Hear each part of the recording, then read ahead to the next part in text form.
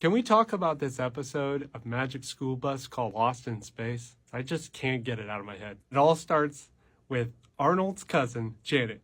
She's visiting Miss Frizzle's class for the day because she hears about all these interesting school trips that they go on. And Arnold is super, super eager to show Janet just how cool these field trips are. Miss Frizzle comes in and then she's like, we're just going to go to the planetarium today. Arnold's like, no way. Goes up to Miss Frizz and says, could we go to the big planetarium? Next thing you know, the Magic School Bus goes vertical, turns into a rocket, and they just launch into space. The first thing they go towards is the sun. They have these super goggles on and they're staring directly at the sun and they're like, wow, that's pretty cool.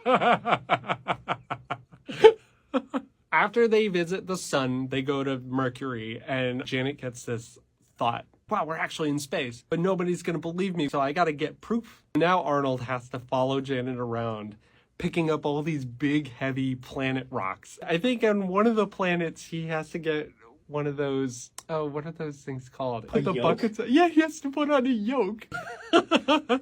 Magic School Bus takes off and they find themselves in an asteroid belt. The bus breaks down and so Miss Frizzle has to go fix the bus. While she's doing that, another asteroid hits the bus, knocks Miss Frizzle and Lizzie out into space. And somehow she's able to communicate that she's somewhere, but she's not telling them where. I think if I got lost in space, the first thing I would probably do is tell people where I am. Finally, they make their way to Pluto. And the whole time they're like, where's our teacher? Guess what? That's where Miss Frizzle is. She was able to make it all the way to Pluto on a little jetpack. Suddenly the Magic School Bus, I think you can see it on the bus's face that it just can't fit anymore. And it just all comes out from the back of the bus. Janet's like, I can't leave without all my stuff. And Arnold's like, well, I can't leave this planet without you because I care about you very much. Then the episode just takes this crazy turn. Arnold just lifts his helmet off of his head on Pluto and his whole head turns into a huge block of ice.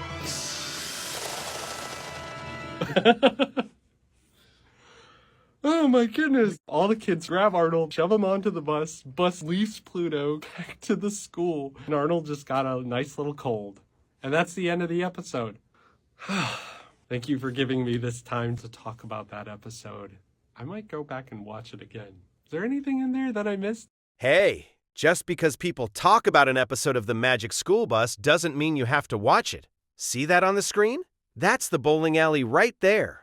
And honestly, why would anyone think it's a good idea to take Miss Frizzle and her classmates there? It's not about making them happy. They don't want to play bowling, so why bring them there? It just doesn't make sense. Feels like someone's trying to ruin their field trip, and that's just not fair. That's not how you manage a business. That's not management.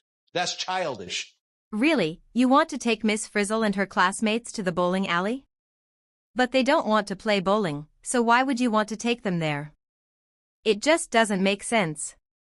You're just trying to make them cancel their field trip, and that's not going to happen.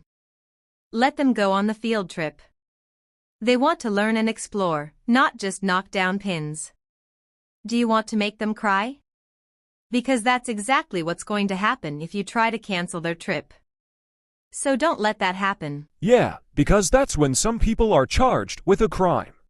And that's why you need a serious criminal attorney that knows the criminal system to fight for your case. Call for your free consultation now.